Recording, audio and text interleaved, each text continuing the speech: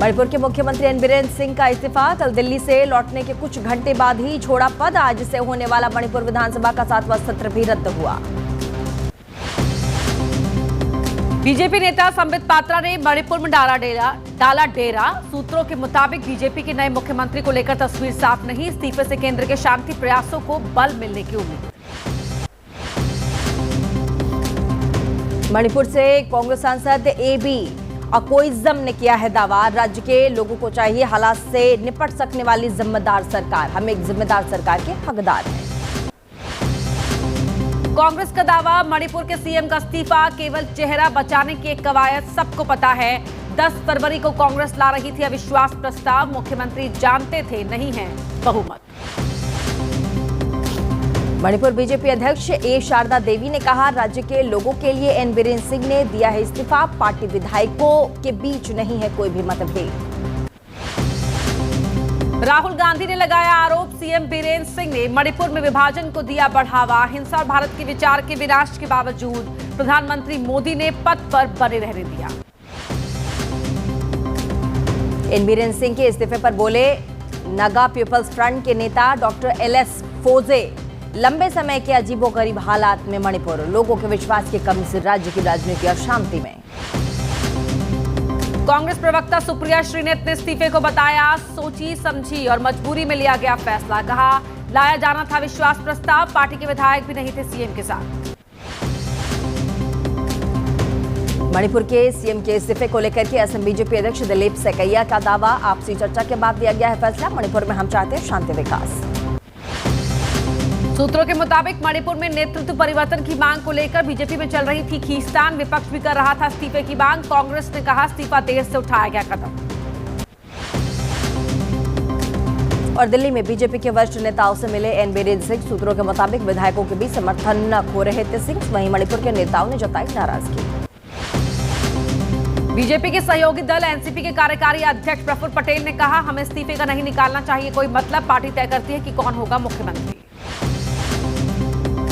और मिजोरम के मुख्यमंत्री पर आचार संहिता के उल्लंघन का आरोप है। चुनाव आयोग आज लेगा बड़ा फैसला। मिजोरम में 12 फरवरी से होने वाले ग्राम परिषद का चुनाव फिलहाल के लिए।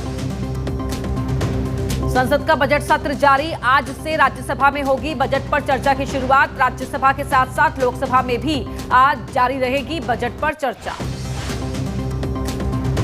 परीक्षा पे चर्चा का आज 8वां संस्करण है। प्रधानमंत्री नरेंद्र मोदी आज छात्रों, अध्यापकों और अभिभावकों से संवाद करेंगे। साथ ही उन्हें मार्गदर्शन भी देंगे। आज फ्रांस और अमेरिका के दौरे पर रवाना होंगे पीएम मोदी। यात्रा के पहले चरण में जाएंगे फ्रांस। पेरिस में एआई समिट की करेंगे सह अध्यक्षता। भारत फ्रांस सीईओ फोरम को भी करेंगे संबोधित। मार्सेले में भारत वाणिज्य दूतावास का करेंगे उद्घाटन। प्रधानमंत्री मोदी प्रथम विश्व युद्ध में शहीद हुए भारतीयों को नमन भी करेंगे। 12 फरवरी से पीएम मोदी का 2 दिनों का अमेरिकी दौरा। राष्ट्रपति ट्रंप से करेंगे मुलाकात। दिल्ली में सरकार गठन को लेकर के हलचल हुई तेज। प्रधानमंत्री मोदी के फ्रांस अमेरिका के दौरे से लौटने के बाद ही सरकार गठन की संभावना।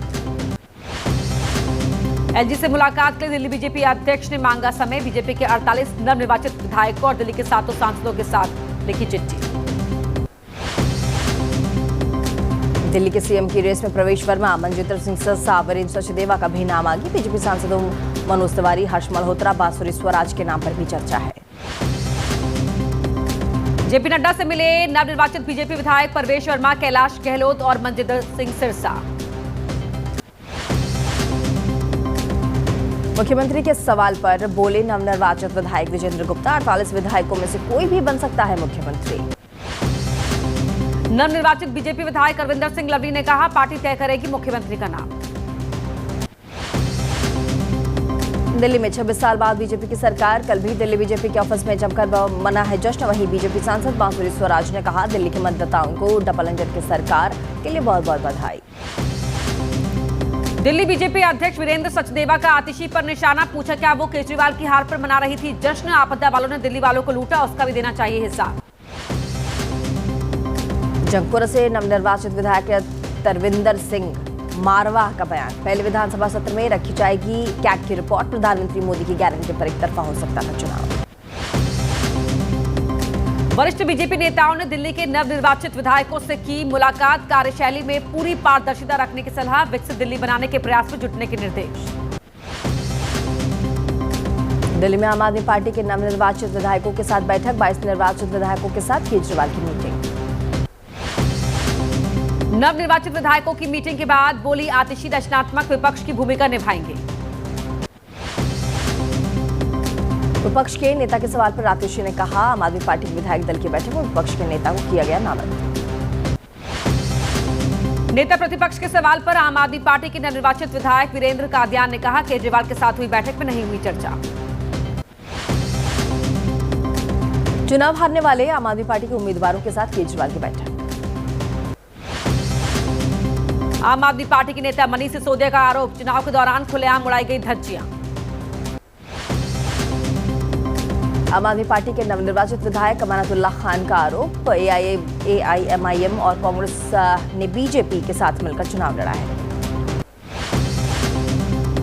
असदुद्दीन ओवैसी ने जनता को कहा, शुक्रिया, विरोधियों पर साधा निशाना।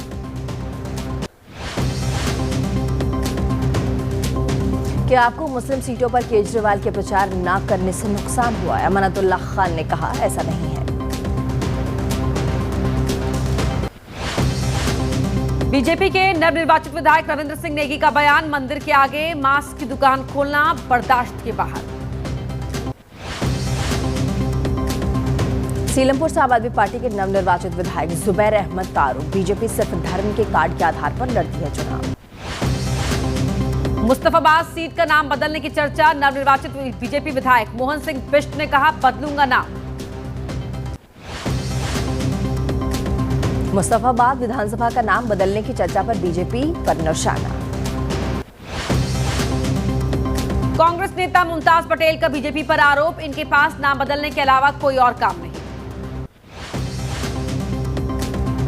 और मिल्कीपुर उपचुनाव में एसपी के हार पर बोले सांसद अफजाल अंसारी, सीएम योगी के नारे का दिया हवाला।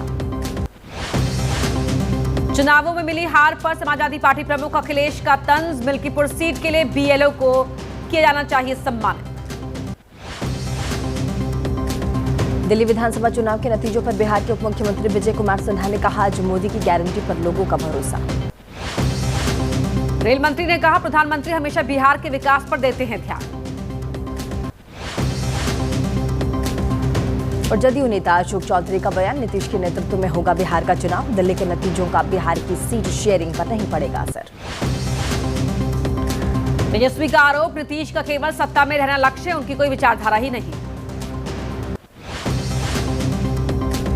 हम नेता और केंद्रीय मंत्री जीतन राम मांझी ने कांग्रेस पर साधा निशाना, कहा, प्रधानमंत्री मोदी ने बिल्कुल सही बात कही है। राज्यपाल आरिफ मोहम्मद खान ने कहा, मेरी जाति समुदाय पर न दे ध्यान, मुस्लिम परिवार में पैदा होने से मेरी उसमें आस्था।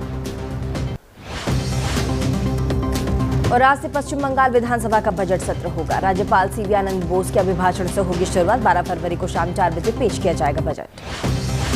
आज से बेंगलुरु में एशिया का सबसे बड़ा एयर शो एरो इंडिया 2025 का आयोजन, रक्षा मंत्री राजनाथ सिंह होंगे शामिल। The line of action control, Tejas लड़ाकू विमान में वायुसेना और सेना प्रमुख ने एक साथ भरी उड़ान।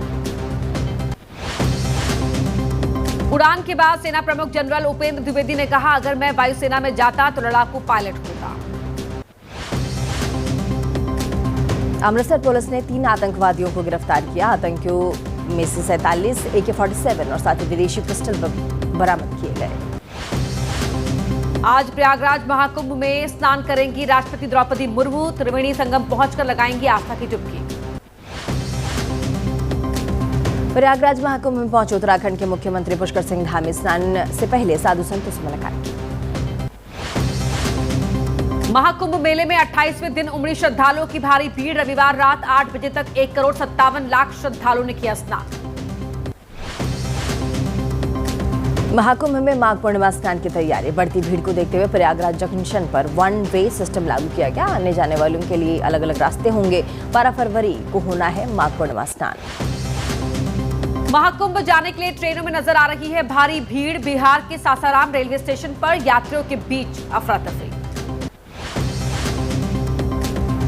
ट्रेन में जगह न मिलने पर इंजन के अंदर घुसने लगे लोग। वाराणसी रेलवे स्टेशन पर वीडियो सोशल मीडिया पर वायरल।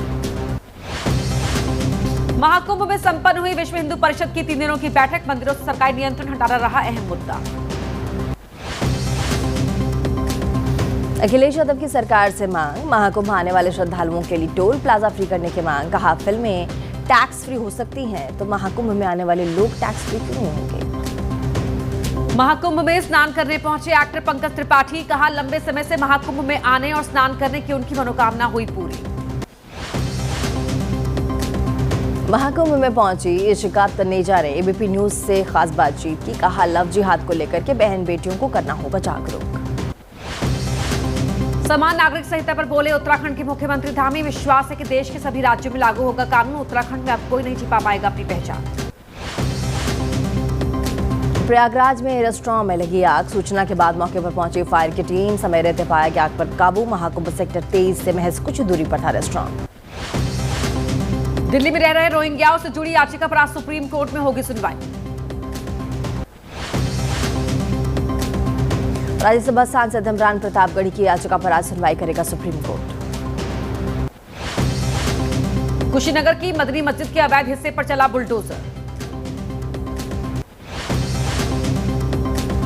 एआईएमआईएम नेता शौकत अली का दावा, मस्जिद की तरफ से कहा गया नक्शा पास कर हुआ निर्माण। हैदराबाद में एआईएमआईएम नेता मिर्जा अहमद बेग पर पुलिस वालों को परेशान करने का आरोप।